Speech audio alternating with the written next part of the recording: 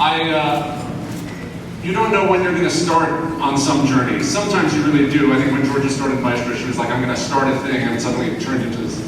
But when I was 20 years old, I moved to New York City, and I opened Backstage magazine, and there was an ad in the back of Backstage. It was actually on paper back then.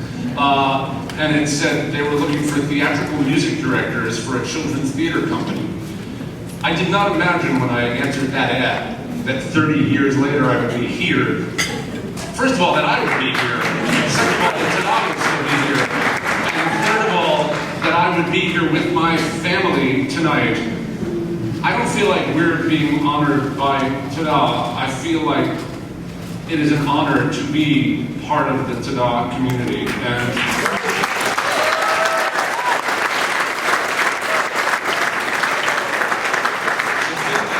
the thing that I always feel about this is New York now is not the same as it was 30 years ago. Manhattan now is not the same as it was 30 years ago, and the Flatiron District is not the same as it was. In fact, TADA's not even in the same building that it was. I don't know whether to miss the old New York. I don't know whether we've lost something. I don't know any of that stuff. It's too complicated and confusing, and ultimately it's political and complicated, and let's leave it alone. But what I do know is it is amazing to me that this thing still feels like what it felt like. I walk into the theater, even though it's a different building, even though they're vastly different kids, even though they all have cell phones. I walk into that building and it still feels like the New York that I came to 30 years ago, and it feels like home. And so I'm just very grateful to be a part of that family.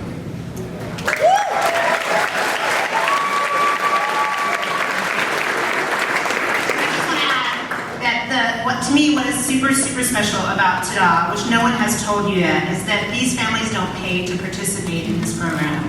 This program is subsidized by your donations and the grants and the not-for-profit work, which I know well now, the not-for-profit work that Nina's been doing for 35 years with her staff and her team, her ever-evolving team. And these kids learned all the things that Ria told you, singing and dancing, acting, but also all the other life skills, the time management skills. My kids are in rehearsal after school until 7 or 8 o'clock at night, and they still get their homework done, and they're still making good grades, and they're still practicing the piano. And it's an amazing thing to watch them navigate how to do the thing that they want to do, and still get done the things that they're obliged to do. That is the thing that they prioritize here at TADA.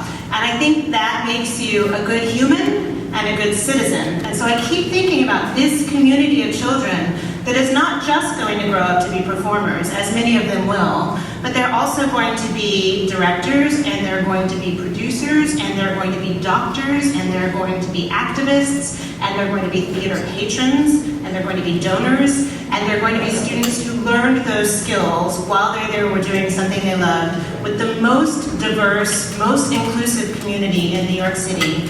That is something that I always want to be part of. So thank you, Nina, for being here.